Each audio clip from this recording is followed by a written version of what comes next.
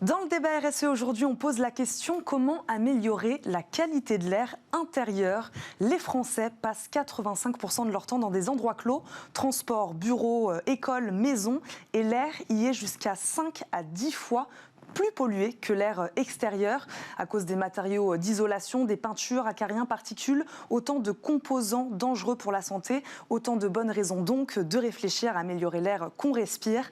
Pour débattre avec nous aujourd'hui, Frédéric Hamel, directeur général d'Etera, est avec nous. Bonjour. Bonjour. Merci d'être sur le plateau de Smart Impact. Nous accompagne également en visioconférence Marc Brévière, directeur stratégie communication et expérience client d'Aldes. Bonjour. Bonjour. Bienvenue, merci d'être avec nous tous les deux, un spécialiste des solutions de purification.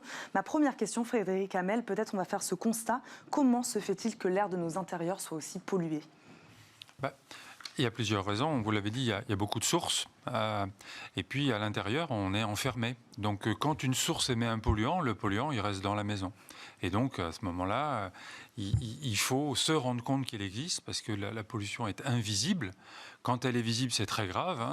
On a eu des épisodes de pollution extérieure qui se voyaient en France, qui se sont vus pendant longtemps en Asie. Mais à l'intérieur, on a du mal à les soupçonner. C'est ça, on parle de pollution invisible, donc on ne la voit pas, et donc c'est là aussi où elle peut être plus dangereuse. Elle peut être plus dangereuse parce que beaucoup de polluants ne sont pas très très toxiques, certains le sont, et ceux-là, il faut vraiment être vigilant. Des composés organiques volatiles toxiques, souvent de petite taille, comme le formaldéhyde, comme le benzène ou des dérivés du benzène. Et donc ces molécules-là qui sont très difficiles à détecter, sont une problématique qu'on a du mal à appréhender.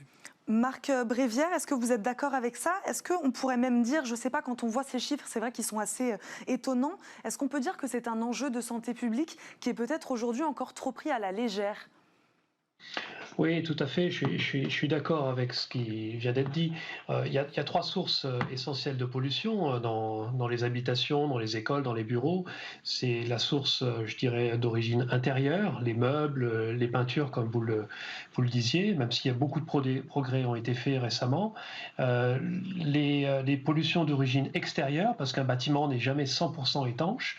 Donc vous avez de l'air qui va venir de l'extérieur et s'il n'est pas filtré, les particules fines peuvent rentrer et émettre une qualité d'air inférieure. Et puis la troisième, c'est nous-mêmes, les humains, nous émettons du dioxyde de carbone, du CO2, en quantité non négligeable. Et si l'espace est peu ventilé, vous allez au bout d'un moment avoir mal à la tête, pas trouver vos mots. Et on a des phénomènes de ce type-là, quand vous atteignez des niveaux de CO2 trop élevés, un impact sur la santé qui est évident. Est-ce que ça peut aller plus loin, Marc Brévière, que des maux de tête ?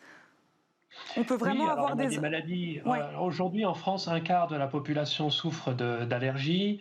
Les problèmes d'asthme sont en croissance. Donc, on a vraiment ici quelque chose qui relève de la santé publique. Vous l'avez dit.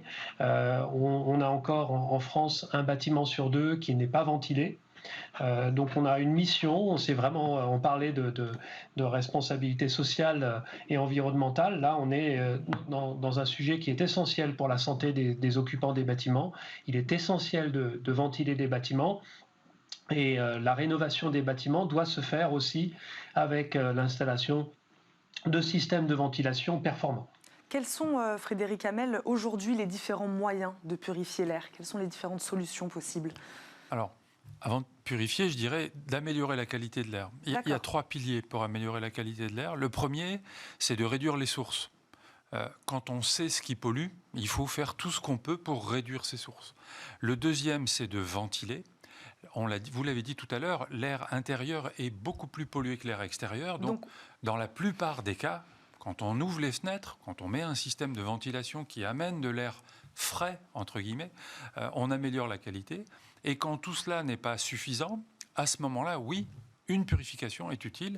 D'abord, il y a des bâtiments qu'on ne peut pas ventiler, en tout cas pas manuellement, parce que les fenêtres sont fermées, etc. Mais la purification de l'air est le troisième pilier qu'il faut envisager. Donc il y a d'abord des petits gestes, en effet, ne serait-ce que ouvrir ces fenêtres, c'en est un. Et ensuite, derrière, donc, il y a des solutions de purification. Ouais. Parlez-nous de la vôtre chez Etera.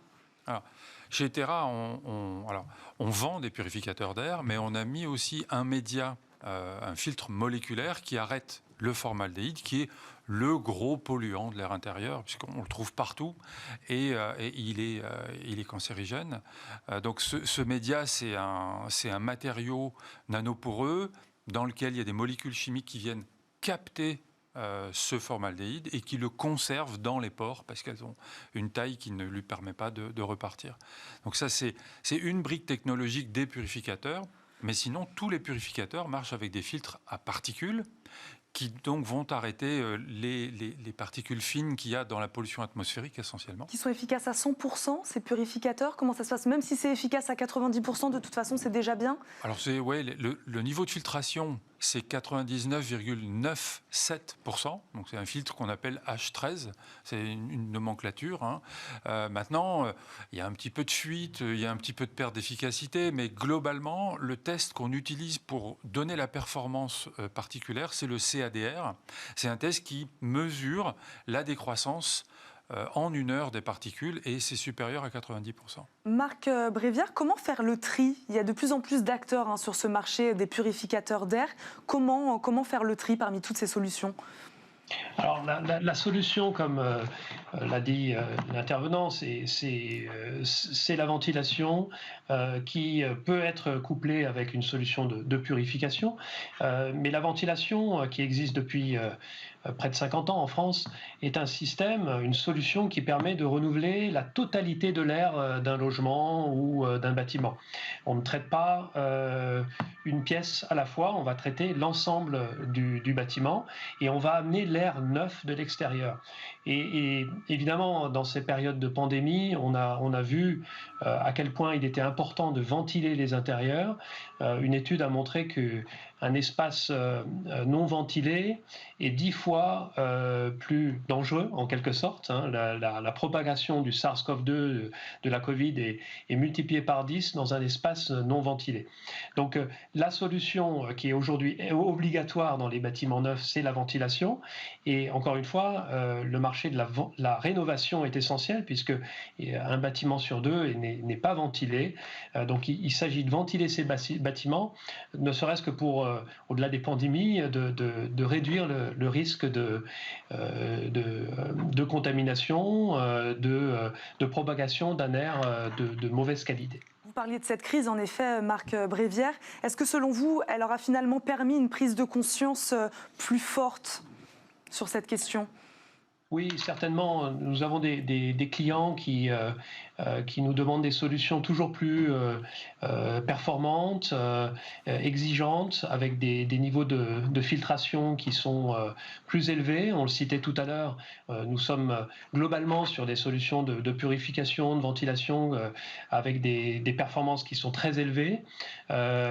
Et clairement, on a une prise de conscience beaucoup plus forte aujourd'hui qu'elle ne l'était il y a quelques années autour de la qualité d'air. On parle de manger bio, manger sain.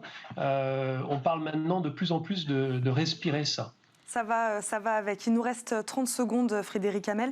Vous êtes d'accord, les enjeux de la qualité de l'air dépassent le simple, on va dire, purificateur. Il faut prendre le problème à la racine, notamment sur la rénovation, par exemple, des bâtiments. Ça aussi, c'est très important. C'est très, très important.